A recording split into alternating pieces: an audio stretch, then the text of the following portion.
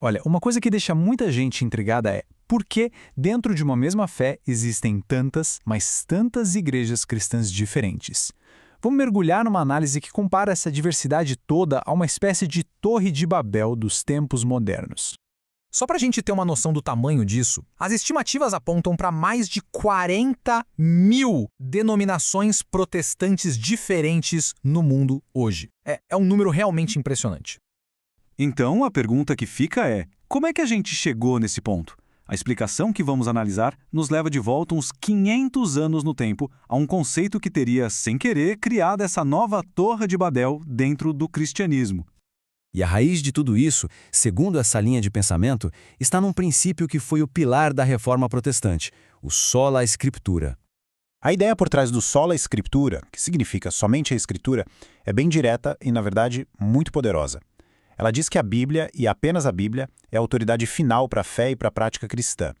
Na prática, isso significa que a tradição da Igreja e uma autoridade central de ensino, o chamado magistério, perdem o seu lugar de intérpretes oficiais. Pois é, mas aí é que entra o grande desafio. A Bíblia não vem com um manual de instruções. Ela não se interpreta sozinha. Ela precisa ser lida e, claro, interpretada pelas pessoas. E é exatamente aqui que os caminhos se separam. Se cada pessoa tem a palavra final sobre o que a Bíblia quer dizer, o que acontece quando as interpretações batem de frente em assuntos importantes? Sem uma autoridade final para bater o martelo e dizer a interpretação correta é esta, a divisão se torna quase inevitável. O mais curioso é que essa fragmentação toda não foi só uma consequência inesperada. Há quem diga que ela foi, de certa forma, prevista por figuras centrais do próprio movimento de reforma.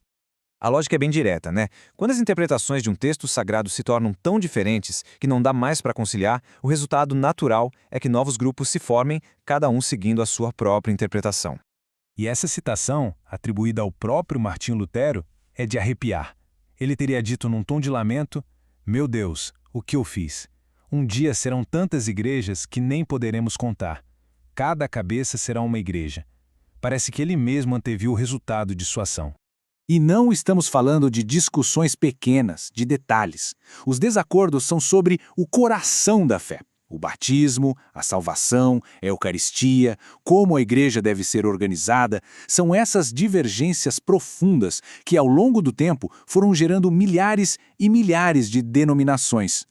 Agora, para a gente ter o quadro completo, a análise apresenta um contraponto, o modelo católico. A estrutura dele é pensada de uma forma completamente diferente, justamente com o objetivo de preservar a unidade. A analogia que se usa é bem visual, a de um banquinho de 3 pernas ou um tripé.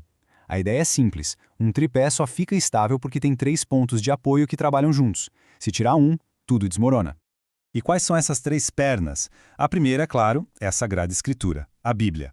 A segunda é a Sagrada Tradição, que são aqueles ensinamentos dos apóstolos que foram passados de geração em geração.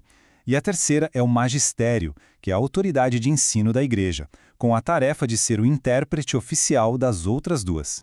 O ponto-chave aqui é que as 3 coisas estão amarradas. Escritura, tradição e magistério são tão interdependentes que, se você remove um, a estrutura inteira desaba. É importante entender que, nessa visão, o magistério não está acima da palavra de Deus, mas a serviço dela, para garantir que ela seja interpretada de forma fiel.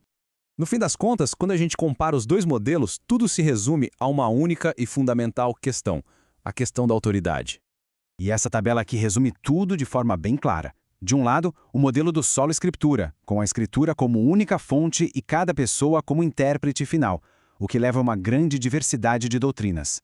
Do outro, o modelo do tripé, com a Escritura e a tradição como fontes, o magistério como intérprete final, buscando a unidade em uma única igreja.